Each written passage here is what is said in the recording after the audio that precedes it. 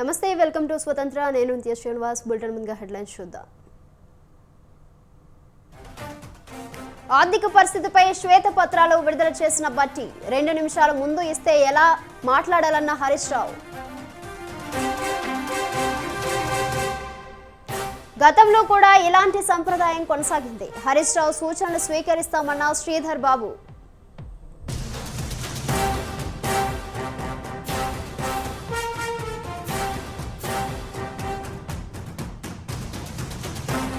భూదాన్ పోచంపల్లిలో రాష్ట్రపతి పర్యటన, చేనేత కార్మికులతో ముఖాముఖి.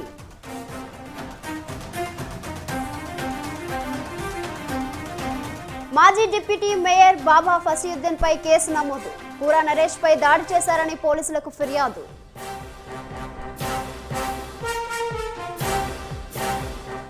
తెలంగాణను డ్రగ్స్ రహిత రాష్ట్రంగా మార్చాలి, అందరం కలిసి పోరాడదామన్న డీజీపీ.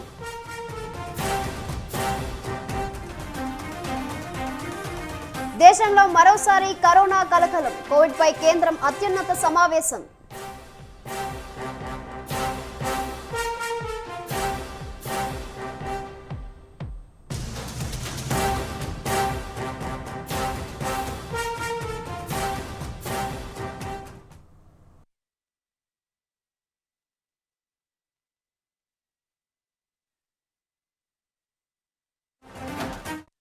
తెలంగాణ అసెంబ్లీ సమావేశంలో రాష్ట్ర ఆర్థిక పరిస్థితిపై 42 పేజీల శ్వేతపత్రాన్ని డిప్యూటీ సీఎం బట్టి విక్రమార్క విడుదల చేశారు.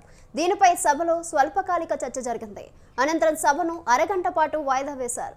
రాష్ట్రం మొత్తం అప్పులు 6,71,757 కోట్లు. 2014-15 నాటికి రాష్ట్ర రుణం 72,658 కోట్లు. 2014-15 నుంచి 2022-23 మధ్య కాలంలో సగటున 24.5% అప్పు పెరిగింది. 2023-24 అంచనాల ప్రకారం రాష్ట్ర రుణం 3,89,673 కోట్లు. 2015-16లో రుణ జీఎస్టీపీ 15.7%తో దేశంలోనే అత్యల్పం.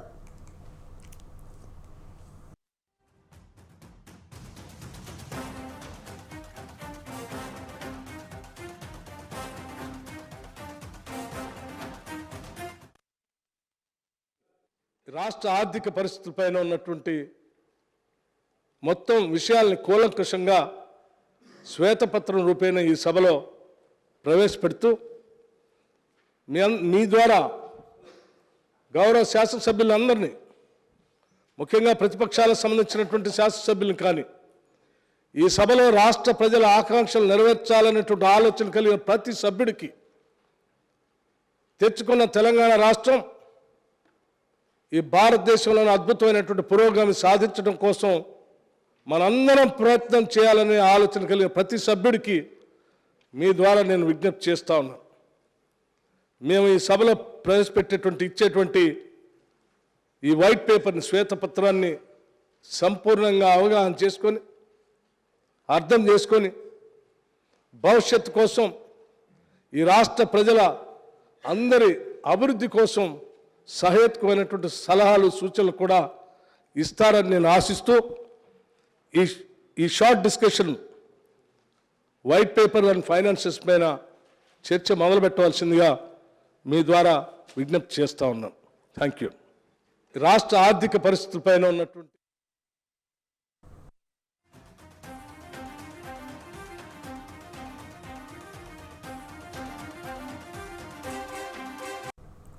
తెలంగాణ అసెంబ్లీ సమావేశాల్లో రాష్ట్ర ఆర్థిక పరిస్థితిపై 42 పేజీల శ్వేతపత్రాన్ని డిప్యూటీ సీఎం బట్టి విక్రమార్క విడుదల చేశారు. దీనిపై సభలో స్వల్పకాలిక చర్చ జరిగింది. అనంతరం సభను అరగంట పాటు వాయిదా వేశారు.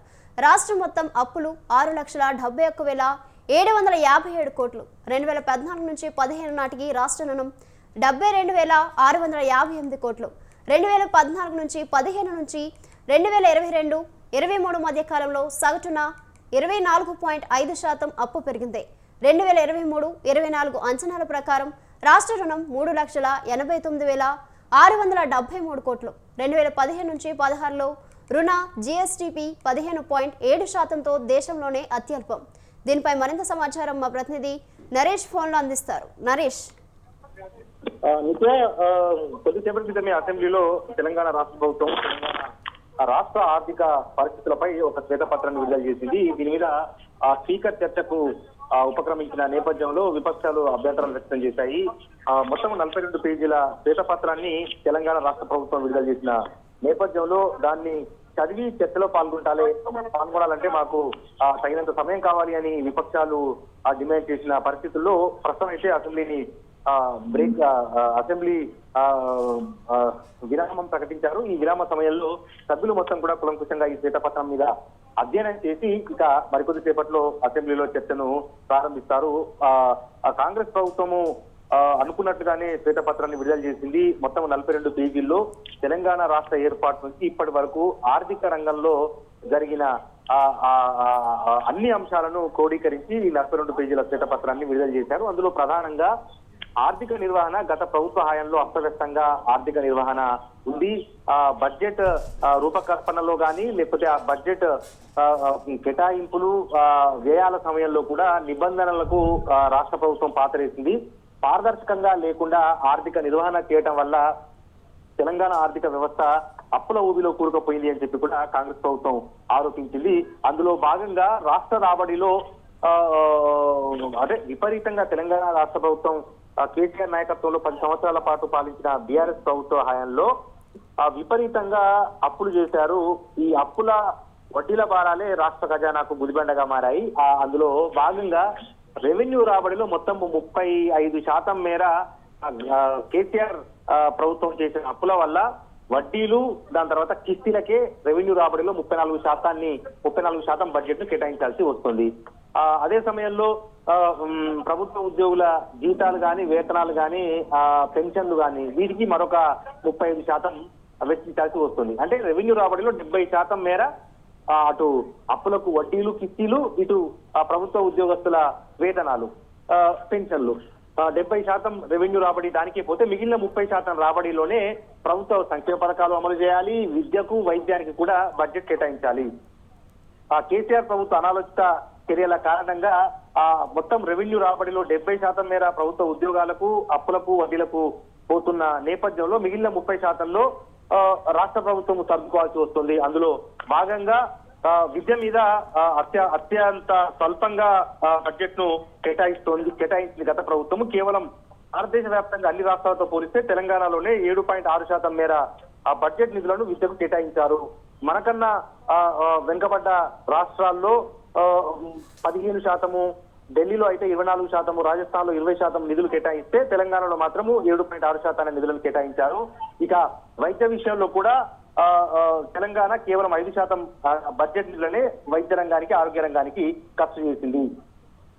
ఢిల్లీలో 14%, మనకంట వెనుకబడ్డ జార్ఖండ్ లో 6%, బీహార్ లో 7% నిధులను వెచ్చిస్తే తెలంగాణలో కేవలం 5% నిధులను ఆరోగ్యానికి వెచ్చించాల్సి వచ్చింది. ఎందుకు అత్యంత విద్యకు గాని వైద్యానికి గాని అటు తక్కువగా బడ్జెట్ కేటాయింపులు ఎందుకు చేయాల్సి వచ్చింది అనంటే గత ప్రభుత్వము చేసిన తప్పిదాల వల్లనే ఈ రకంగా జరుగుతోంది అన్న ఒక ప్రధాన ఆరోపణ కూడా ఈ కాంగ్రెస్ ప్రభుత్వము గత ప్రభుత్వం మీద చేసింది. దాంతో పాటు అసలు బడ్జెట్ రూపకల్పనలో గత ప్రభుత్వము అసలు బడ్జెట్ రూపకల్పన తప్పుల తడకగా ఉంది. తెలంగాణ బడ్జెట్ కు వాస్తవ్యానికి అసలు పొంతనే లేదు. ప్రతి ఏడాది బడ్జెట్ లో భారీ కేటాయింపులు చేయటము, రెవెన్యూ రాబడి రాకపోవటం వల్ల బడ్జెట్ లో కోతలు విధించటము, ఇటువంటి కారణాల వల్ల దాదాపు తెలంగాణ బడ్జెట్ కు వాస్తవ్యానికి 20% మేర అంతరం ఉంది అన్న ఒక ప్రధాన ఆరోపణ కూడా కాంగ్రెస్ ప్రభుత్వం చేసింది. దాంతో పాటు గత 57 సంవత్సరాల్లో అంటే ఉమ్మడి ఆంధ్రప్రదేశ్ లో తెలంగాణ ప్రాంత అభివృద్ధి కోసము 5 లక్షల కోట్లను కాంగ్రెస్ ప్రభుత్వం ఖర్చు చేసింది గత 57 సంవత్సరాల్లో. కానీ తెలంగాణ కేసీఆర్ నేతృత్వంలోని తెలంగాణ రాష్ట్ర ప్రభుత్వం గత 10 ఏళ్లుగా సుమారు 10 లక్షల కోట్లను తెలంగాణ అభివృద్ధి కోసము ఖర్చు చేశామని చెప్పి ఒక అంకల గారడికి కేసీఆర్ ప్రభుత్వం దిగింది తప్ప వాస్తవ రూపంలో అంత ఖర్చు చేయలేదు. నిజంగా ప్రభుత్వం ఖర్చు చేస్తే గనక ఇక్కడ ఆస్తులు పెరగాలి, దాంతో పాటు జీవన ప్రమాణాలు పెరగాలి. అటువంటి అవకాశాలు లేవు. దాంతో పాటు అసలు తెలంగాణ రాష్ట్ర ఏర్పాటు జరిగిన సమయంలో తెలంగాణ రాష్ట్రం మిగులు బడ్జెట్ తో ఏర్పాటైంది. కానీ ఇప్పుడు సుమారు 6 లక్షల కోట్ల అప్పులు చేశారు. దీనివల్ల రోజువారీ ఆర్థిక నిర్వహణ కూడా రాష్ట్ర ప్రభుత్వానికి భారంగా మారింది అన్న ఒక మరొక అంశాన్ని కూడా తన శ్వేతపత్రంలో కాంగ్రెస్ ప్రభుత్వము చేర్చింది. సహజంగా ఎప్పుడైనా అత్యవసర నిధుల కోసము చేబదులు తీసుకోవటమో, లేకపోతే వేస్ అండ్ మీన్స్ ద్వారానో, లేకపోతే ఓడీల ద్వారానో కొంతకాలం కోసము స్వల్పకాలిక రుణాలకు ఆర్బీఐ అనుమతులు ఇస్తుంది. కానీ ఉమ్మడి రాష్ట్రంలో ఈ స్వల్పకాలిక రుణాల మీద అప్పటి ప్రభుత్వాలు ఎప్పుడు కూడా ఆధారపడలేదు. ఎందుకంటే రాష్ట్ర ఆర్థిక పరిస్థితి బాగుండేది, ఆర్థిక నిర్వహణ రాష్ట్ర ప్రభుత్వం ఆర్థిక నిర్వహణ కూడా బాగుండేది. కానీ తెలంగాణ రాష్ట్ర ఏర్పాటు తర్వాత కేసీఆర్ ప్రభుత్వ హయాంలో ఈ ఆర్థిక నిర్వహణ సక్రమంగా ఉండకపోవటం వల్ల ఎప్పటికప్పుడు అంటే పూట గడుపుకునేందుకు అప్పులు చేయాల్సిన దుస్థితికి రాష్ట్ర ఆర్థిక వ్యవస్థ నెట్టివేయబడింది అన్న అంశాన్ని సైతం ఈ శ్వేతపత్రంలో కాంగ్రెస్ ప్రభుత్వము చూపించింది. దాంతో పాటు రెవెన్యూ లోటు అధికంగా పెరిగిపోయింది, ద్రవ్య లోటు అధికంగా పెరిగిపోయింది, వస్తున్న రాబడికి చేస్తున్న ఖర్చుకు ఏమాత్రం కూడా పొంతన కుదరటం లేదు. ముద్దుగా హామీలు ఇచ్చింది. ఆ హామీలకు అనుగుణంగా బడ్జెట్ తెలంగాణ గత ప్రభుత్వం పెంచుకోలేకపోయింది. కాబట్టి ఇప్పుడు తెలంగాణ ఆర్థిక పరిస్థితి తీవ్ర ఒడిదుడుకులు ఎదుర్కొంటుంది. దీనికి సంబంధించి మేము శ్వేతపత్రాన్ని సభలో ప్రవేశపెడతా ఉన్నాం. దీనికి సంబంధించి సమగ్రంగా చర్చిస్తేనే తెలంగాణ ప్రజలకు వాస్తవాలు తెలుస్తాయి అని చెప్పి కాంగ్రెస్ పార్టీ సభలో 42 పేజీల శ్వేతపత్రాన్ని విడుదల చేసింది. మరికొద్ది సేపట్లో శ్వేతపత్రం మీద సభలో చర్చ జరుగుతుంది. చర్చ జరిగిన తర్వాత ముఖ్యమంత్రి రేవంత్ రెడ్డి గారి జవాబు ఉంటుంది. ఎందుకంటే విపక్షాలు తీవ్ర అభ్యంతరాలు వ్యక్తం చేసే అవకాశాలు ఉంటాయి. కాబట్టి వాళ్ళ అనుమానాలకు, అభ్యంతరాలకు, సందేహాలకు ముఖ్యమంత్రిగా రేవంత్ రెడ్డి సమాధానం ఇస్తారు. అయితే చర్చ సందర్భంగా ఆర్థిక శాఖ మంత్రి, ఉప ముఖ్యమంత్రి మట్టి విక్రమార్క విపక్షాల ప్రశ్నలకు సమాధానం ఇచ్చేందుకు ఇప్పటికే కసరత్తులు పూర్తి చేశారు. 2014 మునుపు ఉమ్మడి రాష్ట్రంలో తెలంగాణ ఆర్థిక పరిస్థితి ఏ రకంగా ఉంది, అప్పుడు ఎంత మేర ఆదాయం ఒనగూరింది, ఎంత మేర రెవెన్యూ ఆదాయం వచ్చింది, అప్పులు ఏ రకంగా ఉన్నాయి, ఏ రంగాల మీద ఎంత మేర బడ్జెట్ కేటాయింపులు చేశారు, ఇప్పుడు తెలంగాణ రాష్ట్రం ఏర్పాటైన తర్వాత గత 10 సంవత్సరాలుగా బీఆర్ఎస్ ప్రభుత్వం ఏ రంగాలకు ప్రాధాన్యతనిచ్చింది, నిజంగా ప్రభుత్వం చెప్తున్నట్టుగా తెలంగాణలో వృద్ధి రేటు ఉందా లేదా, లేకపోతే అంకెల గారడికి గత ప్రభుత్వము దిగిందా, ఎందుకంటే కొంత ఆర్థిక నిర్వహణకు సంబంధించి కొన్ని అంశాలను ప్రభుత్వం దాచిపెట్టింది. అప్పులు తీసుకునే విషయంలో ప్రభుత్వము దాపరికాలకు పోయింది. ప్రభుత్వం తరఫునే కాకుండా కొన్ని కార్పొరేషన్లను ఏర్పాటు చేసి ముబ్బిడిగా అప్పులు తీసుకొచ్చింది కేసీఆర్ ప్రభుత్వం. కాబట్టి ఇప్పుడు అది ఈ ప్రభుత్వానికి, తెలంగాణ ప్రజానికానికి భారంగా మారింది. మరి తీసుకొచ్చిన అప్పులను ఎక్కడ వెచ్చించారు? ప్రభుత్వము టీఆర్ఎస్ చెప్తున్నట్టుగా గత ప్రభుత్వము తలసరి ఆదాయంలో నెంబర్ 1 గా తెలంగాణను నిలిపిన ఘనత బీఆర్ఎస్ కి దక్కుతుంది అని చెప్పి గత మంత్రులు సభలో మాట్లాడుతున్న పరిస్థితులను మనం చూసాము. అయితే నిజంగా తలసరి ఆదాయం పెరిగిందా? తలసరి ఆదాయం పెరిగితే తలసరి అప్పులు ఎంత మేర పెరిగాయి? జిఎస్డిపి అంటే రాష్ట్ర స్థూల ఉత్పత్తి 13 లక్షల కోట్లకు పెరిగింది అని చెప్పి బీఆర్ఎస్ చెప్తూ ఉంది. నిజంగా ఉమ్మడి రాష్ట్రం విడిపోయినప్పుడు తెలంగాణ స్థూల ఉత్పత్తి 5 లక్షల కోట్లే ఉండింది. కానీ ఇప్పుడు అది 13 లక్షల కోట్లకు పెరిగింది అని చెప్పి టీఆర్ఎస్ అది తనగతగా క్లెయిమ్ చేసుకుంటున్న నేపథ్యంలో నిజంగా ఆ స్థాయిలో తెలంగాణలో సంపద పెరిగిందా? సంపద సృష్టి జరిగిందా? సంపద సృష్టి జరిగితే మరి ఎందుకు అప్పులు మిగిలిపోయాయి? ఆర్థిక నిర్వహణ దినదిన గంటంగా ఎందుకు మారింది? సకాలంలో ప్రభుత్వ ఉద్యోగులకు జీతాలు ఇచ్చే పరిస్థితి లేదు.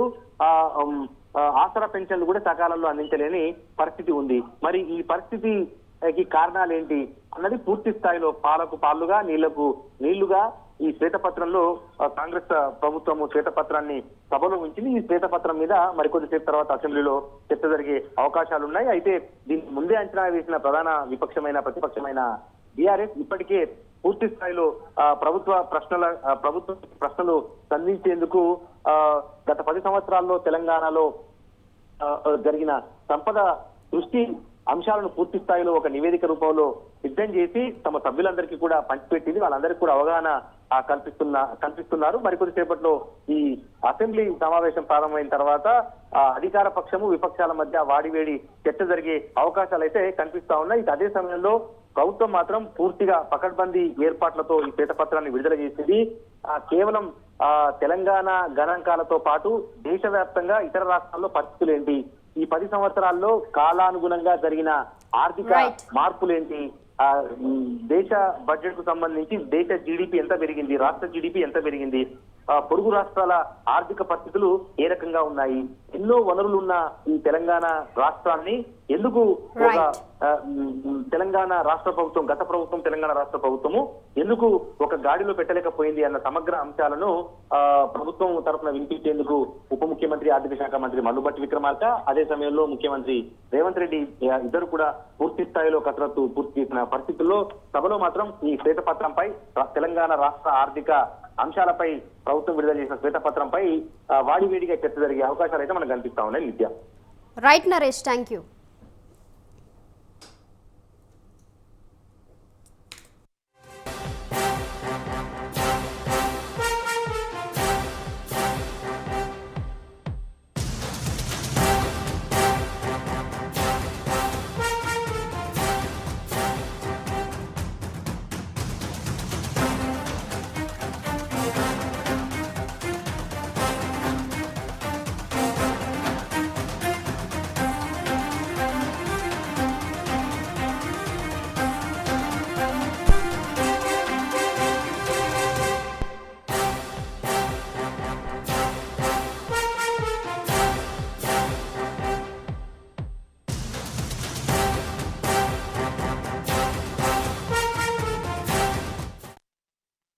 బ్రేక్ న్యూస్ చూస్తున్నాం. టీడీపీ జాతీయ ప్రధాన కార్యదర్శి నారా లోకేష్ యువగలం పాదయాత్ర పూర్తయింది. ఈ సందర్భంగా ఇవాళ విజయనగరం జిల్లా భోగాపురం మండలం పోలిపల్లి గ్రామంలో భారీ బహిరంగ సభకు ఏర్పాట్లు చేస్తున్నారు. ముగింపు సభకు పార్టీ అధినేత చంద్రబాబు, జనసేన అధ్యక్షుడు పవన్ కళ్యాణ్, నందమూరి బాలకృష్ణ ముఖ్య నేతలు రాబోతున్నారు. ఇదే సభ నుంచి ఇరు పార్టీలు ఎన్నికల సంఖారావాన్ని పూరించనున్నట్లుగా తెలుస్తోంది. ప్రధాన కార్యదర్శి నారా లోకేష్ చేపట్టిన యోగలం కార్యక్రమం అయితే ప్రస్తుతం 11 జిల్లాల్లో 3000 పైచలకు కిలోమీటర్లు ఇప్పటికే పాదయాత్ర పూర్తయింది. అయితే నిన్న దీన్ని అగనంపూడిలో పూర్తి చేశారు. దీనికి సంబంధించి ప్రస్తుతానికైతే ఈరోజు ప్రస్తుతంగా తాజాగా ఏదైతే విజయనగరం జిల్లా కేంద్రంగా భోగాపురం దగ్గర ఉన్న పోలిపల్లి ప్రాంగణం దగ్గర ఒక పెద్ద భారీ బహిరంగ సభ అయితే యోగలం పూర్తయిన సందర్భంగా ఏర్పాటు చేశారు. అయితే దీనికి సంబంధించి ప్రస్తుతానికి చాలా దూర ప్రాంతాల నుంచి కూడా ఇక్కడికి వేలాదిగా పసుపు దండు తరలి వస్తుంది. అయితే దీన్ని మనం చూస్తున్నాం. ఇక్కడ పూర్తి స్థాయిలో ఎందుకు ఇంత ప్రజాదరణ అనేది వస్తుంది, అక్కడ అసలు వాళ్ళు ఏ ఉద్దేశంతో ఆయనకు మద్దతు తెలుపుతున్నారు అనేది ఇక్కడికి వచ్చిన తీర ప్రాంతాల నుంచి సుమారుగా 3 ప్రత్యేక రైలు నుంచి ఇప్పటికే విజయనగరం రైల్వే స్టేషన్ చేరుకున్నారు. వాళ్ళు కొందరిని అడిగి మనం తెలుసుకుందాం. సార్ చెప్పండి, మీరు ఎక్కడి నుంచి వచ్చారు, ఏ ఉద్దేశంతో వచ్చారు, అసలు ఈ యోగలం తాలూకు ముఖ్య ఉద్దేశం మీరు ఏమనుకుంటున్నారు, దాని ద్వారా ఇప్పుడు మీరు వచ్చి ఆయనకు మద్దతు తెలిపి ఏం తెలియజేద్దాం అనుకుంటున్నారు? ఇప్పుడు యువగలం పాదయాత్ర తిరుపతి వెంకటేశ్వర స్వామి ఆశీస్సులు తెచ్చుకొని బయలుదేరి కుప్పం నుండి యాత్ర కొనసాగడం జరిగింది. ఈరోజు ఏదైతే విజయనగరంలో ప్రవేశించి ఈరోజు ఆఖరి సభ తీసుకెళ్ళడం ఇవన్నీ చూసాం. కానీ ఈరోజు అన్నిటిని కూడా అధిగమించి నారా లోకేష్ గారిపైన అక్రమంగా కేసులు పెట్టారు. యువగలం పాదయాత్ర ఇంత భారీ ఎత్తున సక్సెస్ అవుతా ఉంది కాబట్టి నారా చంద్రబాబు నాయుడు అక్రమంగా కూడా అక్రమ కేసులు పెట్టి 52 రోజులు రాజమహేంద్రవరం జైల్లో పెట్టారని మనం చూసాం. ఇవే కాకుండా ఈరోజు వేలాది మంది పార్టీ ఎవరైతే యువగలంకు సంబంధించి వాలంటీర్లు ఉన్నారో వాళ్ళందరూ కూడా 40-45 రోజులు రాజమహేంద్రవరం జైల్లో గడిపారు. అంటే వాళ్ళపైన కూడా అక్రమ కేసులు పెట్టి కనీసం లోకేష్ సెక్యూరిటీగా మన యువగలం వాలంటీర్లపైన అక్రమ కేసులు పెట్టి ఏ విధంగా ఈ రాష్ట్ర ముఖ్యమంత్రి రాక్షస మనస్తత్వం గల ముఖ్యమంత్రి ఇలాంటివన్నీ చేసినా కూడా ప్రజలందరూ కూడా నారా లోకేష్ వెంట నడిచారు. యువకులే కాకుండా యువతతో పాటు రైతులు కానీ, ఉద్యోగస్తులు కానీ, వివిధ కుల సంఘాలు కానీ, వివిధ వృత్తి సంఘాలు కానీ అందరూ కూడా ఆయన వెంట నడిచి ఆయన ఏదైతే ఆ యువగలంలో వచ్చిన రిప్రజెంటేషన్స్ కావచ్చు, యువగలంలో మాట్లాడిన ప్రజలు ఆయన దృష్టికి తీసుకొచ్చిన విషయాల వల్లనే ఈరోజు 20 లక్షల మందికి యువకులకి ఉద్యోగాలు ఇస్తాం. తెలుగుదేశం పార్టీ ఏర్పడిన వెంటనే 5 సంవత్సరాలని కూడా 20 లక్షల మందికి ఉద్యోగాల కల్పన అనేది కూడా ఈ యువగలం వచ్చిన రిప్రజెంటేషన్ దానివల్లే సాధ్యమైంది. లేకపోయినా రాబోయే తెలుగుదేశం పార్టీ చంద్రబాబు నాయుడుకి మేమంతా కూడా మద్దతు ఇస్తాం. ప్రజల యొక్క మద్దతుని ఈరోజు ఈ శంకారావం కనీ విని ఎరుగు రీతిలో ఈరోజు పవన్ కళ్యాణ్ గారు కానీ, నందమూరి బాలకృష్ణ గారు అందరూ కూడా పాల్గొంటా ఉన్నారు. ఈరోజు రాబోయేది జనసేన తెలుగుదేశం పార్టీ ఉమ్మడి ప్రభుత్వం రాబోతా ఉంది. ప్రజలందరినీ కూడా ఆశీర్వదించమని కోరుతా ఉన్నాం. రైట్, మనం చూస్తున్నాం కదా ఏదైతే ఈ పసుపు దండు ప్రస్తుతానికి పూర్తి స్థాయిలో చాలా దూర ప్రాంతాల నుంచి కూడా ఎన్నో దూరమైన జిల్లాల నుంచి కూడా ఇక్కడ చేరుకున్నారు. అయితే వీరి ముఖ్య ఉద్దేశం ఏదైతే యోగలానికి సంబంధించి ప్రస్తుతానికి అయితే మాత్రం ఈ పాదయాత్ర ముగిసిన తర్వాత ఏదైతే ప్రభుత్వం చేసిన పథకాలు ఏదైతే ఉన్నాయో వాటిని వ్యతిరేకిస్తూ వాటిని పూర్తి స్థాయిలో అమలు చేయాలని, అలాగే ముఖ్యంగా ఎన్నికలు సమీపిస్తున్న వేళ దీనికి సంబంధించి ఏదైతే ఎన్నికలకు సంబంధించిన మేనిఫెస్టో టీడీపీ విడుదల చేస్తున్న సందర్భంగా ఈ భారీ బహిరంగ సభ ఏర్పాటు చేస్తున్నారు. దీనికి భారీ స్థాయిలో పెద్ద ఎత్తున ఏర్పాట్లు కూడా టీడీపీ చేసినప్పటికీ కూడా ఓవైపు ఆర్టీసీ బస్సులు లేకుండా చేశారు, అలాగే ఇంకోవైపు ప్రైవేట్ బస్సులు కూడా రాకుండా ఎన్నో అడ్డంకులు కలిగించారు, కనీసం భోజన సదుపాయంలో కూడా అడ్డంకులు కలిగించారంటూ వీళ్ళు అభ్యంతరాలు వ్యక్తం చేస్తున్నారు. అయినప్పటికీ కూడా మేము భారీ ఎత్తున తరలి వస్తాం, ఈ ప్రోగ్రామ్ని ఖచ్చితంగా సక్సెస్ చేసి తీరుతామని కూడా ఈ టీడీపీ అంతా కూడా ఆశిస్తున్న పరిస్థితి కనబడుతుంది. అయితే ఇప్పటికే ఇక్కడ నుంచి సుమారుగా ఇక్కడ నుంచి ఒక 30 నుంచి 40 కిలోమీటర్ల వరకు ఇక్కడ నుంచి పోలిపల్లి ఏదైతే బహిరంగ సభ ప్రాంగానికి వీరంతా చేరుకుంటున్న పరిస్థితి. అయితే సాయంత్రానికల్లా ఈ బహిరంగ సభ ఏర్పాట్లు ఎలా ఉన్నాయి అనేది, పూర్తి స్థాయిలో వీరికి ఎలాంటి ఏర్పాట్లు జరిగాయి అనేది, ఇంకా సభ ప్రాంగణం ఎంత భారీ ఎత్తున జరుగుతుంది అనేది మనం కూడా వేచి చూడాల్సిందే. వీడియో జర్నలిస్ట్ జిన్నాతో భార్గవ్, స్వతంత్ర న్యూస్, విజయనగరం నుంచి. ఏపీ సీఎం జగన్ మాట్లాడుతున్నారు, లైవ్లో చూద్దాం. వార్షిక ఆదాయం వాళ్ళకి 8 లక్షల లోపు ఉన్న ప్రతి కుటుంబానికి, అంటే పేద మధ్య తరగతి కుటుంబాలు అన్నీ కూడా కవర్ అవుతాయి. వీళ్ళందరికీ కూడా ఇదొక బూన్ కింద, ఇదొక దేవుడిచ్చిన గొప్ప అవకాశం కింద సహాయ సహకారాలు అందుతున్నాయి. తోడుగా ఉండే కార్యక్రమం ప్రభుత్వం తరపు నుంచి జరుగుతూ ఉంది. మీ అందరికీ కూడా all the very best wishes తెలియజేస్తూ ఉన్నాను. In fact so much so that అట్టడుగు వర్గాలు దీనివల్ల అత్యధికంగా కూడా బాగుపడాలని కూడా మనసారా కూడా కోరుతా ఉన్నా. దాదాపుగా ఎకనామికలీ బ్యాక్వర్డ్ సెక్షన్స్ నుంచి దాదాపుగా ఆల్మోస్ట్ యావరేజ్ మీద 45% ఉంటే మిగిలిన 55% ఎస్సీ, ఎస్టీ, బీసీ, మైనారిటీ వర్గాలకు సంబంధించిన వాళ్ళందరూ కూడా దీంట్లో ఉన్నారు. రాబోయే రోజుల్లో ఇది ఇంకా ఎక్కువ ఆస్పిరేషన్గా ఈ ఇన్స్పిరేషన్ మీ దగ్గర నుంచి వచ్చి ఇంకా ఎక్కువ మంది కూడా ఈ డౌన్ ట్రాడెన్ సెక్షన్స్లో ఇంకా ఎక్కువ మంది కూడా పార్టిసిపేట్ చేసి ఇంకా ఎక్కువ మంది కూడా ఉత్తీర్ణులై మన రాష్ట్రం పేరును వాళ్ళ కుటుంబాలను కూడా ఈ స్థాయి నుంచి ఇంకో స్థాయిలోకి తీసుకొని పోయే ఒక మంచి అవకాశం రావాలని చెప్పి దేవుడు మిమ్మల్ని కూడా ఆశీర్వదించాలని, అదే మాదిరిగా మీ వల్ల రాష్ట్రానికి కూడా ఆశీర్వాదం రావాలి అని చెప్పి కూడా మనసారా కూడా కోరుకుంటా ఉన్నా. సిమిలర్లీ ఈరోజు ఇంకొక 2 మంచి కార్యక్రమం కూడా జరుగుతూ ఉంది. అది మన దేశంలో ఎక్కడైనా కూడా ఉత్తీర్ణత సాధించిన వాళ్ళు, ఎక్కడైనా మన రాష్ట్రంలో ఎవరైనా కూడా ఆస్పైర్ చేసేది ఐఏఎస్లు కావాలని, ఈ ఐఏఎస్లు కావడానికి కూడా ఈ ఐఏఎస్ కానీ ఐపీఎస్ కానీ ఇటువంటి మన రాష్ట్రంలో ఎవరైనా కూడా యువత కూడా ఆస్పైర్ చేస్తుంది. దీంట్లో కూడా ఒక సాచురేషన్ పద్ధతిలో ఇక్కడ కూడా ఒక ఇన్స్పిరేషన్ ఇచ్చే కథలు రావాలి అనే తాపత్రయంతో, ఇది కూడా ఒక ఆస్పిరేషన్ కావాలి అనే ఆరాటంతో దీనికి కూడా సంబంధించి కూడా ఈరోజు మరో కార్యక్రమం కూడా ప్రారంభిస్తూ ఉన్నాం.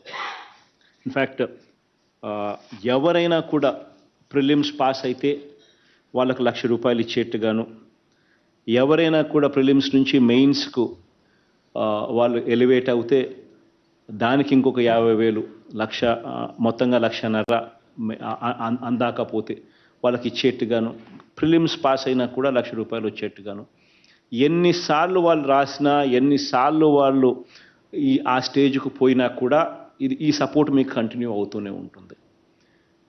ఈ రకంగా చేయడం వల్ల ఇంకా ఎక్కువ మంది మోటివేట్ అవుతారు, ఇంకా ఎక్కువ మంది కూడా ఐఏఎస్లు, ఐపీఎస్లు మన రాష్ట్రం నుంచి వచ్చే చదువులు మన రాష్ట్రంలో అవైలబుల్గా అవుతాయి, రావాలి అని తాపత్రయంతో కూడా అడుగులు వేగంగా వేస్తూ ఈ డైరెక్షన్లో కూడా ఈరోజు ఒక చారిత్రాత్మక నిర్ణయం తీసుకొని ఈ కార్యక్రమం కూడా మొదలు పెడతా ఉన్నాం. ఇక్కడ ఈ 2 కార్యక్రమాల వల్ల, ఈ 2వ కార్యక్రమం మరి ముఖ్యంగా ఈ కొత్తగా ఈరోజు స్టార్ట్ చేసే కార్యక్రమం ద్వారా దాదాపుగా 95 మంది పిల్లలు, నా తమ్ముళ్ళు ప్రిలిమ్స్ క్లియర్ చేసి చేసిన వాళ్ళకి ఈరోజు ₹1,00,000 ఇస్తూ ఉన్నాం. సిమిలర్లీ ఒక 11 మంది ప్రిలిమ్ స్టేజ్ నుంచి ఇంటర్వ్యూ స్టేజ్ దాకా కూడా పోయిన వాళ్ళకి ఇంకొక ₹50,000 కూడా ఇస్తూ ఈ కార్యక్రమానికి ఈరోజు స్టార్ట్ చేస్తూ ఉన్నాం. ఈ 2 విషయాల్లో కూడా ఒకటే ఈ రాష్ట్ర ప్రభుత్వం మీ అందరి ముందర ఉంచే విషయం ఏమిటి అని అంటే, ది గవర్నమెంట్లో ఎక్కడా కూడా సాచురేషన్ అనే పదం, ట్రాన్స్పరెన్సీ అనే పదం, ఈ 2 పదాలు మీ అందరి ముందర ఉంచుతా ఉన్నాం. ఎవరైనా కూడా అర్హత ఉంటే ఎవరికైనా కూడా మంచి జరిగిస్తుంది ప్రభుత్వం అని చెప్పే కార్యక్రమాలు ఇవి. ఎక్కడ ఎవరికి రికమెండేషన్లు పనిచేయవు, ఎక్కడ ఎవరు చుట్టూ ఎవరు తిరగాల్సిన అవసరం లేదు. మీరు ఊరికే క్వాలిఫై అయ్యి అప్లికేషన్ పెట్టుకుంటే చాలు, నేరుగా మీకు మంచి జరిగే కార్యక్రమం మన ప్రభుత్వంలో, మనందరి ప్రభుత్వంలో మీకు మంచి జరిగే కార్యక్రమం జరుగుతుందని భరోసా ఇస్తా ఉన్నా. ఇన్ఫ్యాక్ట్ చాలనట్టుగా ఇంతకుముందు గతంలో ఇదే విదేశీ విద్యా దీవెన అనేది మనం పెట్టినామో, ఇంతకుముందు కూడా గత ప్రభుత్వాలు కూడా కొద్దో గొప్ప ఇదే మాదిరిగానే చేయాలి అని చెప్పి ఆలోచనతో చేసిన కార్యక్రమాలు కూడా ఒక షామ్గా మిగిలిపోయాయి. ఎందుకనంటే ఒకవైపున ఫీజులు చూస్తే 70 లక్షలు, 60 లక్షలు, 50 లక్షలు ఫీజులు కనపడతా ఉన్నాయి. ఇచ్చేదేమో చూస్తే కేవలం ₹10 లక్షలు మాత్రమే ఇచ్చి చేతులు దులుపుకునేవారు. ఈ రకంగా 10 లక్షలు మాత్రమే ఇచ్చి చేతులు దులుపుకునే కార్యక్రమం చేస్తే ఏ ఒక్కరికి కూడా మంచి జరిగించే కార్యక్రమం ఎప్పటికీ జరగదు. అప్పుల పాలయ్యే పరిస్థితి ఎప్పటికీ మారదు. ఎప్పుడూ కూడా బ్రతుకులు మారని పరిస్థితి, ఏదో చేశామన్నట్టుగా నడిచిన కార్యక్రమాలు. అది కూడా పోనీ సరిగ్గా జరిగి మనసు పెట్టి చేసినారని అంటే ఆ మనసుకు ఆ చిత్తశుద్ధి కూడా ఎక్కడా ఎప్పుడు కనిపించేది కాదు. దాదాపుగా 3,000